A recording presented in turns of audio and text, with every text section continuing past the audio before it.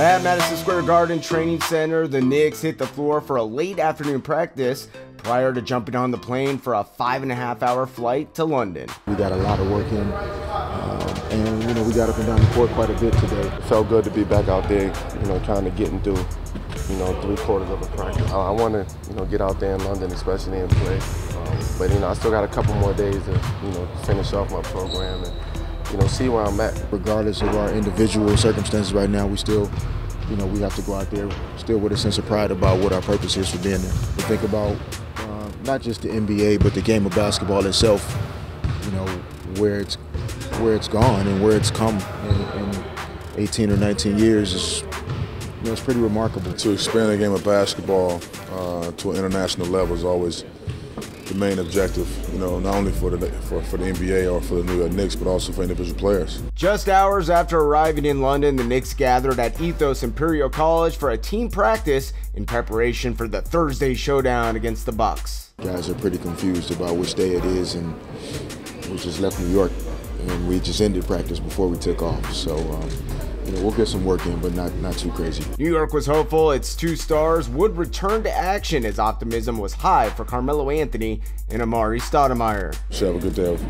of training and should be ready to go for the game. One of the highlights of the trip across the pond is the iconic team picture. The 2014-15 Knicks posed for the group shot on Wednesday morning before heading to a practice session.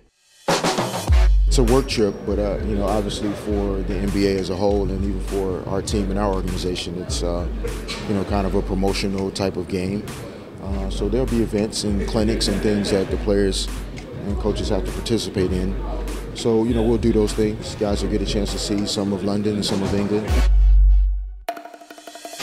The global games allow the NBA teams to connect to a different fan base, and on Wednesday afternoon, the Orange and Blue provided youngsters at the basketball clinic a memorable moment at O2 Arena. It's great, they love the game of basketball and we can see it in their face, and they just want to be a part of it. We do these events so much over in the States, but to come over here and do it in England, especially in this great city of London, it was a great experience. They're very passionate about learning, they listen, and they were competitive too. It's good to go out there, experience that, and just teach those kids from a different country of some things I know about basketball.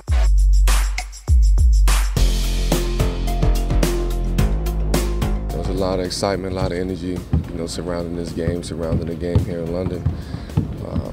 So I'm expecting a great turnout tonight. At the O2 Arena, 2 years removed from the Knicks' last appearance, the squad entered a matchup against the rising team in the East as the Bucks look to improve their spot in the Eastern Conference standings. For us, this is a home game here in London, but it's a great opportunity to showcase some of the greatest athletes that play the game of basketball here in Europe. Carmelo Anthony and Amari Stoudemire missed a combined 15 games, but the leading scorer and leading rebounder received the green light to jump back in the starting lineup on Thursday night. Just their presence does a lot of things for us. I think it helps a lot of our guys to settle in, and their confidence is infectious. Have their top guys ready to go and try to find a way to get a win. We got to do our job and make sure we bring our A game every night, and try to get a win tonight.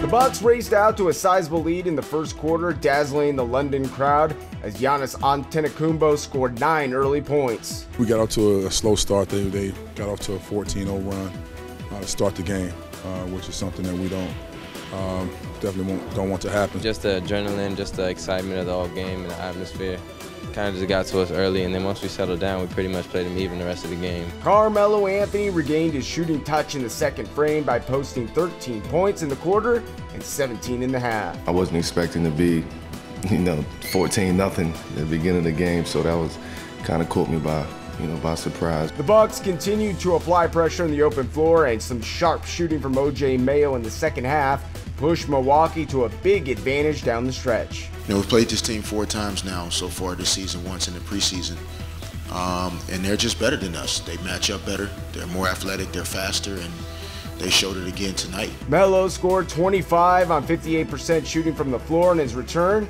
but the Bucks left London with a 95-79 victory on Thursday night. The only thing we can do is, just try to get better and focus on our game.